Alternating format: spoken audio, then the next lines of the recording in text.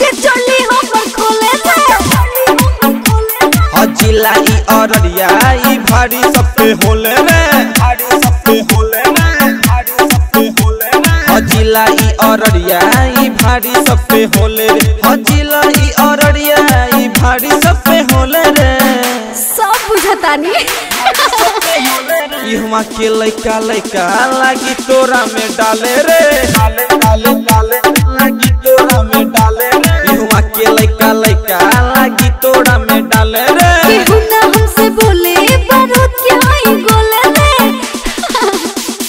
चली हमर खोले रे mix by super recording studio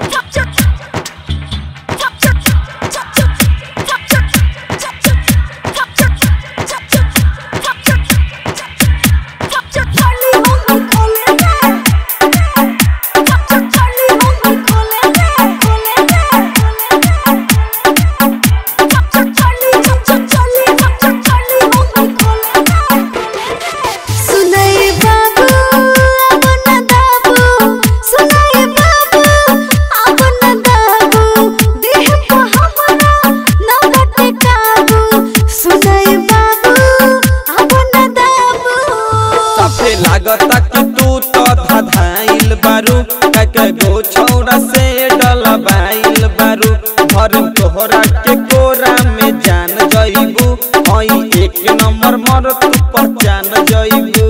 जल्दी से कुछ करो भैया मैं हमके धरो हमरा से चाहे राजा जी रात भर लड़ो जिला ई अररिया ई भारी सब पे होले रे केहू ना हमसे बोले बारूद के होई गोले रे चली हमर खोले रे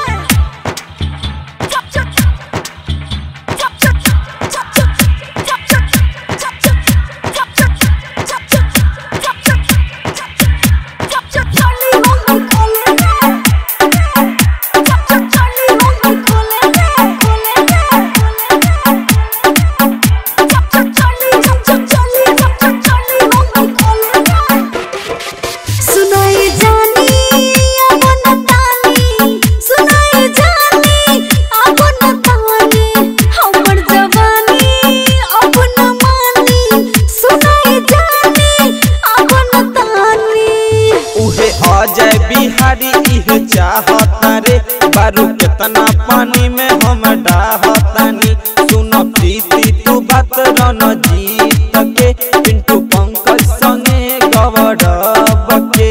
कहेला विशाल तू अब हमरा पास जवानी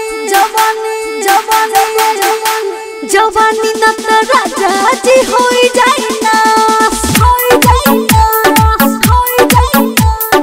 जिला ई अररिया ई भारी सब पे होले रे केहू ना हमसे बोले बारूद के होई गोले रे जिला ई अररिया ई भारी सब पे होले रे जिला ई अररिया ई भारी सब पे होले रे अच्छा